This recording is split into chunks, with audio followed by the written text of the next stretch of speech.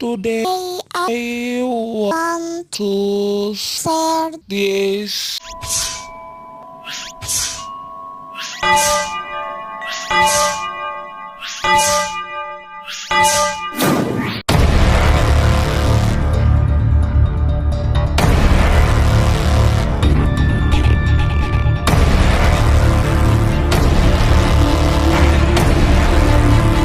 Yang pertama ada teori Piaget. Untuk contoh dari Piaget, saya akan memberikan dua contoh. Contoh yang pertama yaitu 5 ditambah 4 sama dengan 9 dan 9 dikurang 4 sama dengan 5.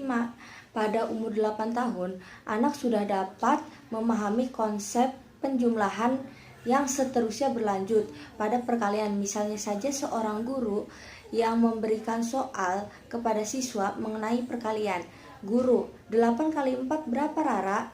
Dan Rara pun menjawab, 32 Pak.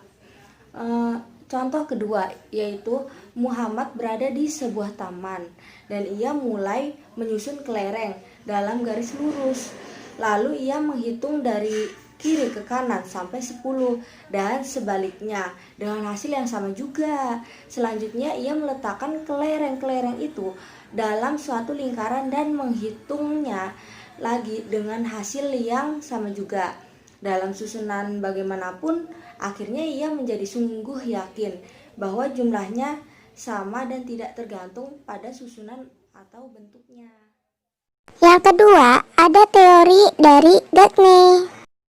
Untuk teori yang kedua ini, saya akan memberikan dua contoh. Contoh yang pertama yaitu asosiasi verbal atau verbal association. Seseorang mungkin menggunakan kode mental verbal Y ditentukan oleh X sebagai petunjuk kata fungsi. Dan orang lain juga mungkin memberi kode fungsi dengan menggunakan simbol Y sama dengan F buka kurung, X tutup kurung. Dan orang yang lain lagi mungkin menggunakan visualisasi diagram panah dari dua himpunan. Dan contoh yang kedua yaitu belajar diskriminasi atau discrimination learning, yaitu mengenalkan angka 2 pada anak dengan memperlihatkan 50 angka 2 pada kertas dan menggambar angka 2. Melalui stimulusnya, respon sederhana anak belajar mengenal nama 2 untuk konsep 2, sedangkan untuk diskriminasi ganda anak belajar mengenal angka 0, 1, 3, 4, 5, 6, 7, 8, 9 dan membedakan angka-angka tersebut. Dan yang ketiga, saya akan memberikan contoh teori dari Dienes.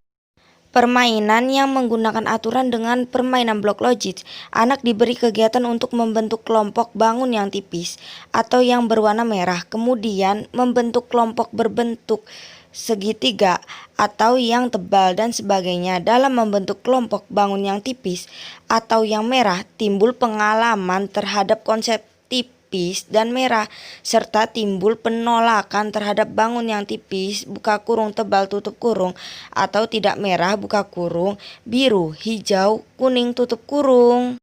Dan yang keempat, saya akan memberikan contoh dari teori Brunner. Pada teori Brunner, saya akan memberikan salah satu contohnya, yaitu siswa diminta untuk mengeneralisasikan menentukan rumus luas daerah persegi panjang. Jika simbolis ukuran panjang adalah P, ukuran lebarnya adalah L, dan luas daerah persegi panjang adalah L, maka rumus luas persegi panjang dapat digeneralisasikan menjadi. Untuk lebih mempermudah menjawabnya, saya akan memberikan gambar di samping saya ini. Maka jawaban yang diharapkan dari L sama dengan P kali L satuan, jadi luas persegi panjangnya adalah ukuran panjang dikali dengan ukuran lebar. Yang kelima ada teori dari Van Hill. Selanjutnya saya akan memberikan salah satu contoh dari teori Van Hill, yaitu siswa yang sudah dapat memahami sifat-sifat yang dimiliki bangun persegi panjang dengan diagonalnya. Dari gambar yang di samping saya ini, bahwasannya dua sisi yang berhadapan sama panjang, yaitu sisi AB dengan sisi CD dan sisi AD berhadapan dengan sisi BC. Yang kedua, titik sudut persegi panjang ada 4 buah, yaitu titik sudut A, titik sudut B, titik sudut C, dan titik sudut D. Dan yang ketiga, diagonal persegi panjang ada 2 buah yang semuanya sama panjang. Yang keempat atau yang terakhir yaitu besar setiap sudut pada persegi panjang yaitu sama besar. Berikutnya yang keenam ada teori dari Ausubel. Pada teori Ausubel, saya akan memberikan contoh belajar hafalan atau rote learning. Guru yang sedang memberikan tantangan berupa menghafal perkalian dari perkalian 1 sampai 10. Dan bagi murid yang sudah hafal, guru yang memberikan tantangan tersebut akan memberikan hadiah atau something. Hal tersebut bertujuan untuk merangsang murid agar lebih giat dalam menghafal.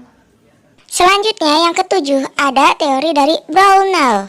Untuk contoh dari teori Brownell yaitu mengenai belajar dengan menghafal dan belajar dengan pengertian. Belajar menghafal yaitu proses menempatkan informasi ke dalam ingatan memori. Sedangkan siswa belajar dengan pengertian yaitu perubahan yang relatif permanen dalam perilaku atau potensi perilaku sebagai hasil dari pengalaman atau latihan yang diperkuat sehingga mereka mengerti setelah mereka mempelajarinya. Yang kedelapan ada teori dari Barunda. Pada teori Barunda, guru adalah cerminan bagi muridnya, yaitu semboyannya guru digugu dan ditiru. Jadi pada contoh ini, selain tugas guru mengajar, guru juga harus membimbing dan memberikan contoh yang baik untuk murid-muridnya. Yang kesembilan ada teori dari Vygotsky. Salah satu contoh dari teori Vygotsky yaitu Kanina mengajari Rara menata puzzle melalui memberikan petunjuk-petunjuk penting seperti mencocokkan sudut, potongan bentuk, dan warna. Di situ Rara juga selain bermain juga belajar. Dan yang ke-10 ada teori dari Richard Skim.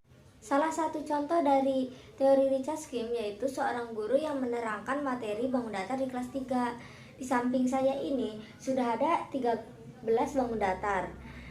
Nah, sebelum guru memberikan soal, sebaiknya guru itu memberikan penjelasan dulu kepada muridnya karena supaya murid tersebut dapat membedakan dan dapat memahami apa itu bangun datar. Yang ke-11 ada teori dari Skinner. Pada teori Skinner, salah satu contohnya yaitu seorang guru yang memberikan tugas ketika selesai menjelaskan materi jam, hendaknya setelah itu memberikan nilai kepada peserta didiknya. Hal tersebut agar peserta didik makin semangat untuk mengerjakan tugas-tugas berikutnya.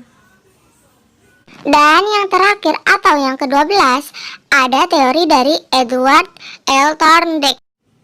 Untuk contoh Edward L. Thorndike yaitu ganjaran yang diberikan guru kepada pekerjaan siswa, misalnya pujian guru terhadap siswa yang dapat menyelesaikan soal matematika dengan baik, menyebabkan siswa ingin terus melakukan kegiatan serupa.